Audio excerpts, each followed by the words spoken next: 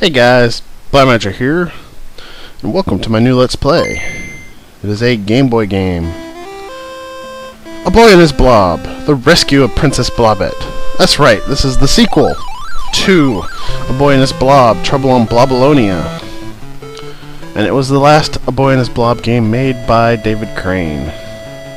And as you can see, we start out in a room that we were locked in. We got the boy and the blob, who right now is a very sad blob.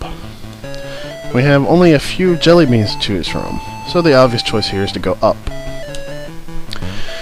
And I just want to say, I know my Trouble on Blobalonia Let's Play was pretty sloppy, and I'm hoping to make this one a little bit better. So anyways, that bag up there, you'll notice, counted as a treasure and contained a bunch of jelly beans. Just like in the first game, bags of jelly beans do count as treasures. They gave us a bunch of new jelly beans, like the key lime. Alright. Alright, so we get some more jelly beans there, and that is actually required to get through the game. I do believe that's the only two things you have to pick up to get through the game, though. And you see we're on a castle wall of sorts.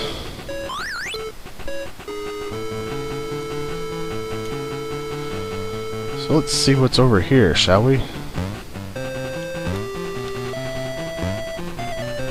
Now this game is kind of set up weird.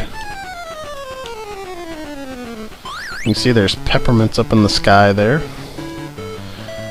They are returning, and they do serve the same purpose that they served in Trouble on Blobalonia, which is when you collect 5, you get an extra man. Oh, you jerk. Okay, this is going to be a little difficult to pull off here. Yep, I kind of saw that coming. Alright, let's try this again with the honey. So you see we got a lot of the same jelly beans from Trouble on Blobalonia, and the ones that return do serve the same function that they served originally. There is actually one jelly bean that appears to be a dummy jelly bean. I haven't found a function for it in this game at all, and it is the root beer rocket.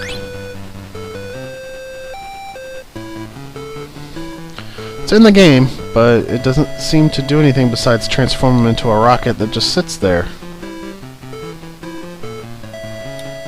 So anyway, right here we want to use the vanilla. Transform him into an umbrella.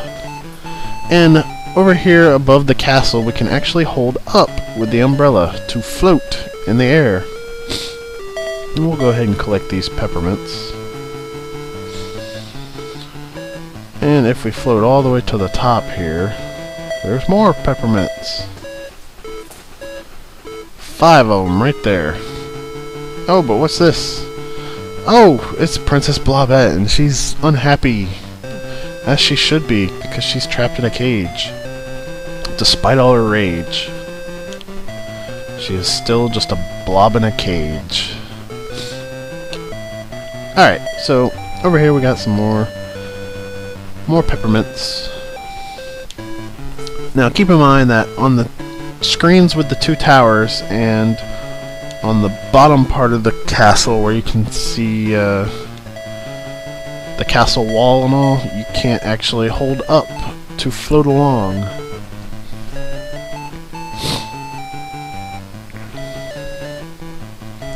So anyway, we want to get back over here and we want to drop down, but be careful because there is a deadly flame up here if you go all the way to the left, and it will touch you.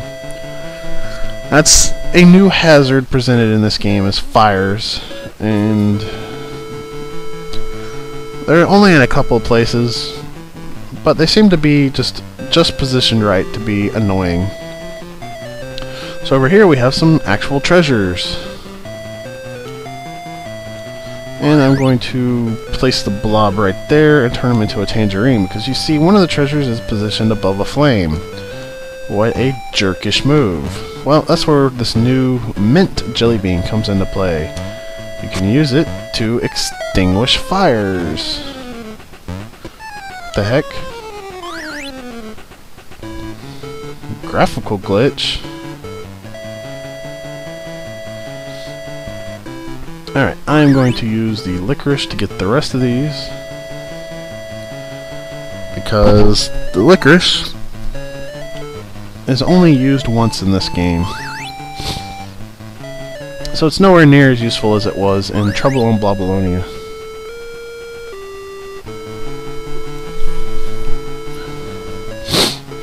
So use it where you can.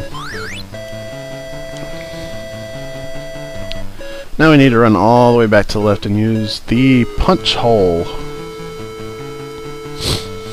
And this is actually why you needed that second bag of jelly beans, because you didn't have punch in the first one.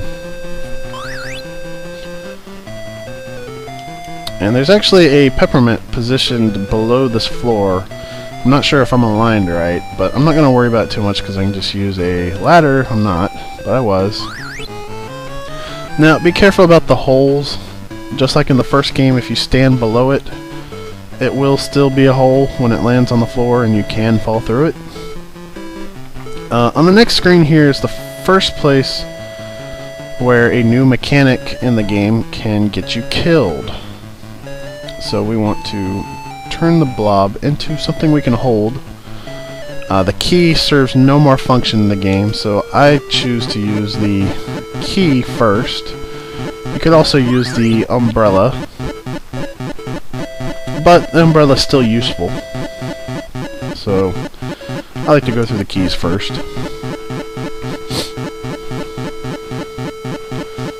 And you got all these little mashers here. Well, there's a switch that says on, so obviously we need to make it say off. And this is the only use for the coconut in the game.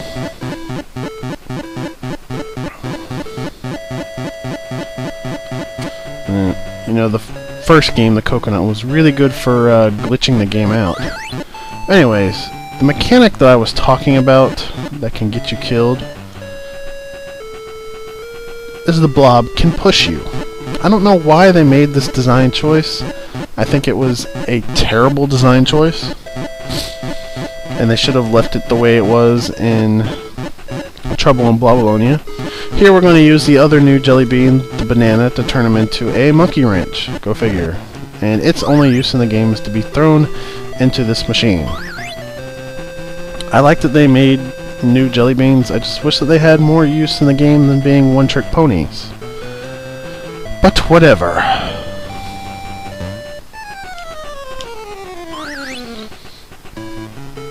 So like I said, they made the frustrating controls from the first game actually a little bit more frustrating just by allowing the blob to push you, which was a terrible design choice. Terrible. I don't know what they were thinking when they made that a thing. Anyways, use the hummingbird to get over that.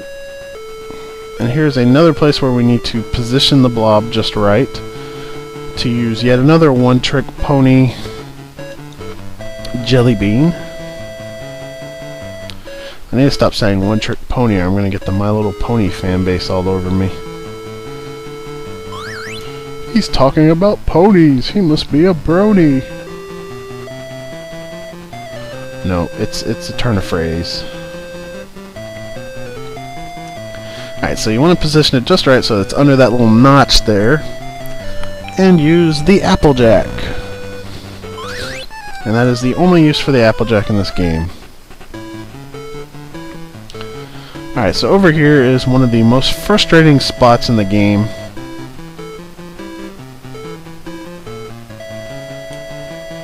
And you see there's platforms there and a hole. Well, it's frustrating because if you try to jump on the platform normally, you'll likely hit the platform as it's transitioning screens and then it'll just disappear and you'll fall to your death. Or you'll miss the platform outright and fall to your death. So I like to use a alternative but still dangerous solution, which is to turn him into a cola bubble. And I call it still dangerous because that can happen. Alright, death number 1. I really hope this does not turn out as sloppy as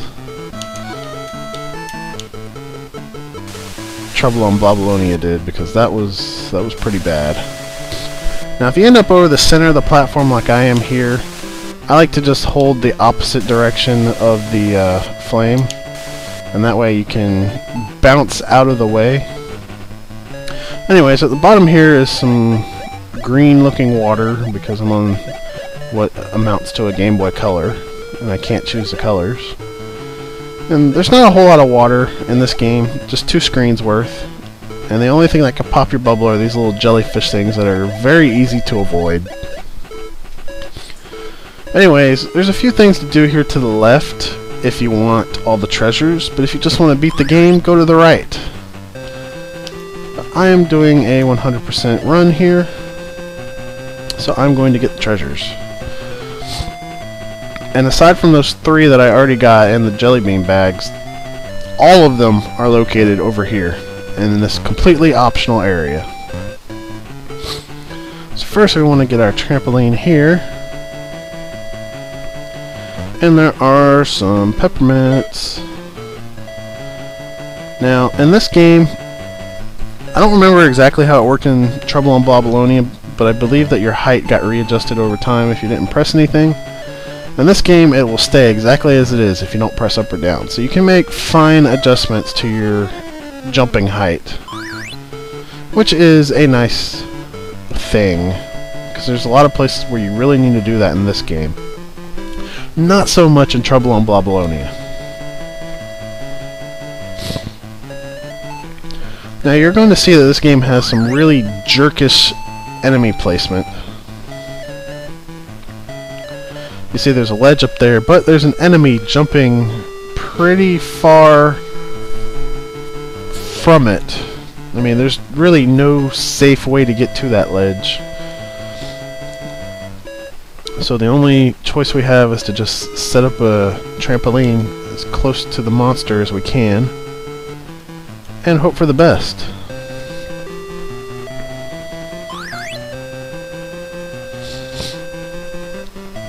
So I'll set it up here. There's also a treasure up above. So I will get that treasure.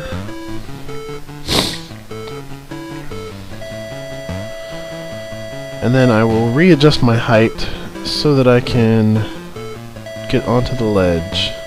Now I do believe if you smash your head on the ceiling, it does automatically reset your jump height. And I do need it to be a little bit higher than that.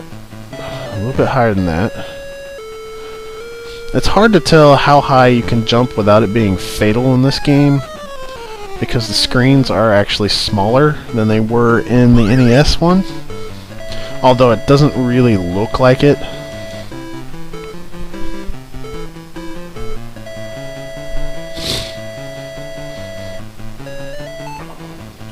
Alright, and over here we have more jerk enemy placement, but we will drop down and get this treasure.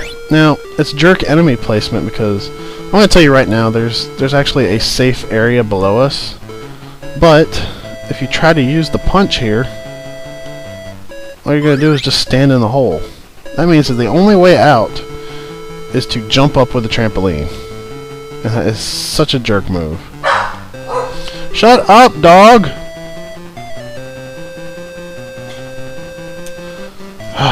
Lightning is barking at somebody walking in front of the house. Shut up, dog! You're already famous! Be quiet! Man, some people. Alright, so you gotta jump up here, and there's an enemy up here that can easily kill you. Just like that. If you're more towards the center, you can actually get around that without too much trouble. Actually, that is not a good place for that. Okay, I'm gonna have to readjust him. There's actually one treasure up there that I didn't get, which I probably should have gotten first. because that spot is really hard to get out of without dying. It is possible, I have done it.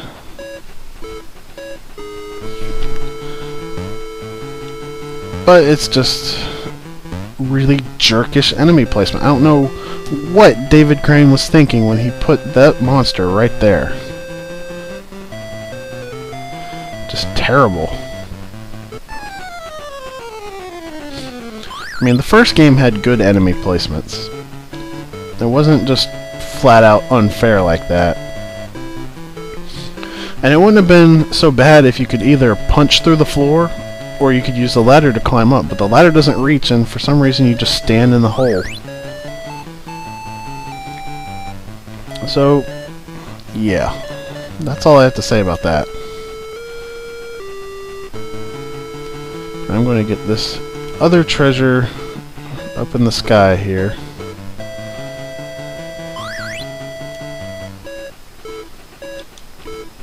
I say up in the sky, but we're in a building, so it's nowhere near the sky.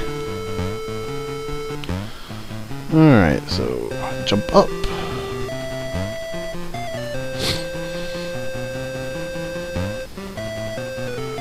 Let's see, how far does that take me? A little bit higher. That should be high enough.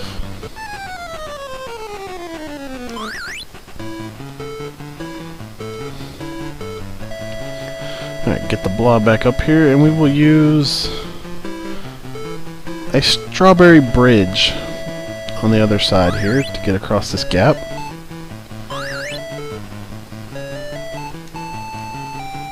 And generally when you call the blob to you, if there's like an enemy to one side, it's generally a good idea to walk towards the blob as he's walking towards you. One good thing though is that the enemies jump a little bit higher, so it's a little bit easier to tell where they are in relation to you, so you can run under them without dying. I know that was a problem in the first game. I was trying to run under them, and then apparently they're just enough to clip like one of your hairs and kill you. Anyway, we see a coin with the number 1 up there. That's actually kind of important. And now we are done in this small subsection of the place.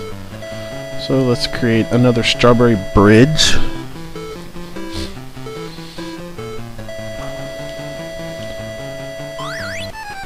And one thing to note is that only the head of those little centipede monsters seems to kill you. So if you can avoid touching the head, then you're alright.